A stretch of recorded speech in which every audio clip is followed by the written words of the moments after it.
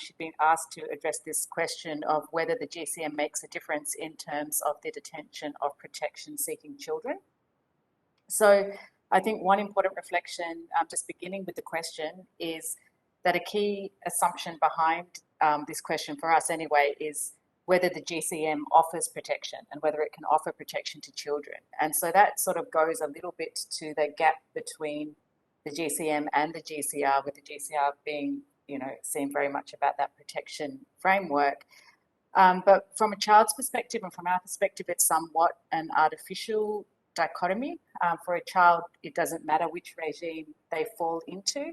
And for many children who will not get refugee status recognition, they will still have protection needs. And it's often in that sort of grey zone, or that zone between, that we see many migrant children being subject to harmful practices like detention. So for us, the GCM is a very important tool for expanding protection and offering protection pathways and for children, migrant children. One thing I am aware of, and I'm sure many people on this at this conference are aware of, was that during the negotiations for the GCM, immigration detention was a highly contentious point, and perhaps one of the most contentious points. But what was important was that it really forced the global discussion about immigration detention, and it forced states to really take a side on this issue. Where do they stand? Are they for it? Are they against it? How willing are they to commit to ending immigration detention? So just in having that discussion, that's a huge achievement in and of itself. And I think importantly, the way we see the GCM is that it's both aspirational and conciliatory. So it has the aspiration of working towards ending child immigration detention. Obviously, from where we stand, ending child immigration detention is the ultimate goal. But it also gives a way for states and a way for us to engage with states with those states that are open to not detaining but don't want to go as far as committing to fully ending immigration detention.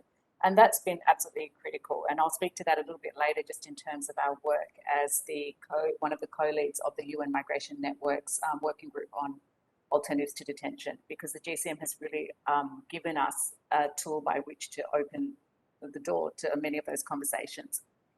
So just as, I guess, a way of that we kind of conceptualize this in terms of engaging with states and with member states from an advocacy perspective, as UNICEF, we sort of see the four types of countries, I guess, that engage in immigration detention or don't engage in it, but engage in alternatives to detention. So we have, the first lot of countries like Colombia and Ireland and Portugal, where we see no detention of children at all, or no detention, and really like a societal and a political acceptance that we won't detain as part of a migration governance strategy, and where irregular migration, I guess, is not criminalized. And then we have this second kind of category of countries where we see the legal framework says we don't detain, so like Mexico, or don't detain children, but in practice, we do see detention, and often that might be because of capacity issues or just weak governance. So it's happening in practice, but not in law. Then we see the sort of countries that are very committed to alternatives to detention, but they really don't want to let go of the last resort kind of get out of jail free card. So if you want of a better way of putting it, but the last resort caveat. So they want to hold on to the ability to be able to engage in child immigration detention, but in very limited circumstances. So, circumstances where they really see a strong need, so pre-return or whatnot. So we might see that in situations like in Belgium, the UK, where they agree fundamentally with the idea that a child should never be detained, but they also don't want to let go of the option to be able to detain in very specific circumstances. So it's in those countries that we're really seeing a big scale up and a big commitment to the use of alternatives to detention. And then we have the fourth category of countries where immigration detention is really used as a deliberate policy of deterrence and is seen as essential to their migration governance structures. So that's like the USA and things like that, countries like that. So within this, if you kind of take that sort of typology, we see the GCM maybe for the first countries that are already not detaining, the GCM might not offer a lot. But it's those countries that we're really working towards and that offer us a model in terms of implementing that GCM commitment under Objective 13. But with the second lot of countries like Mexico, where we see the legislative commitment to not detaining, but we see a lack of capacity often and other circumstances that might lead to detention in practice, the GCM's given us a real tool with which to engage with these countries, and these countries want to be seen to be championing this commitment as well. So we see they are champions, many of them, like Mexico, are champions of the GCM, and they want to promote their commitment to this objective of ending child immigration detention. So I would say the GCM with these countries has given us a real opportunity to work with them, and through the UN migration networks, by way of example, UNICEF along with UNHCR and the International Detention Coalition co-leads a working group on alternatives to immigration detention. And one of the things we have been able to successfully do is foster a community of peer learning between member states, and held a number of very successful peer learning exchanges, bringing together up to 65 member states at a time who are talking to each other about alternatives to detention. And the interesting thing with these events is that the GCM has been the hook with which to engage with member states, and it's been a way for member states to engage with each other about strategies to implement Objective 13.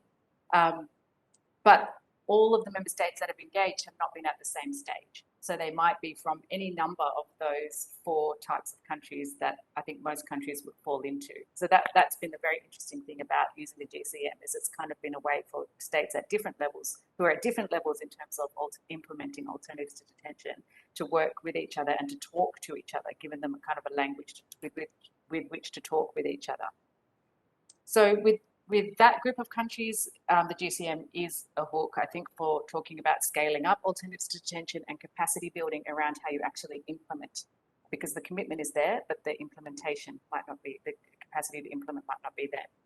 With the last resort kind of group of countries, the GCM has also, again, offered a really great tool and framework for being able to have those conversations and to optimize the alternatives. These countries are we see a really strong commitment to evidence building, and that's kind of the countries like Canada, Belgium, where you see a real commitment to documentation and to monitoring and to building an evidence base. And they contribute significantly, I think, to our peer learning and to the models to offer to other countries, and also how you sort of innovate and experiment in the area we're seeing coming out of those countries. So I think the GCM's really encouraged the conversation amongst those countries and pushed them to go further.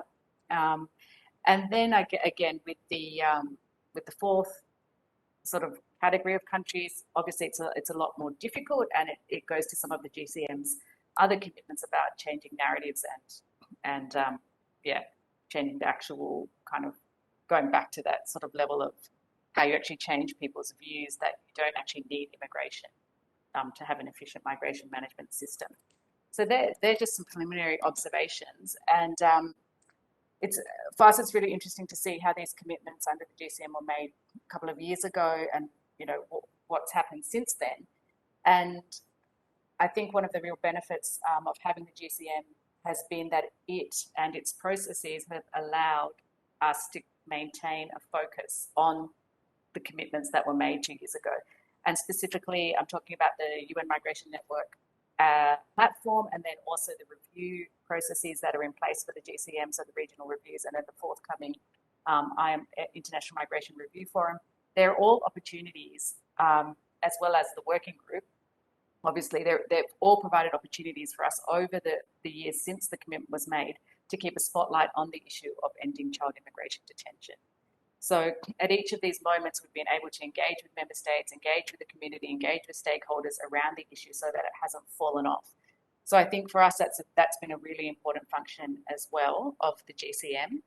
And obviously with the forthcoming IMRF, that will provide another invaluable opportunity to keep the conversation and the debate alive and to really map the progress towards the ending of child immigration detention.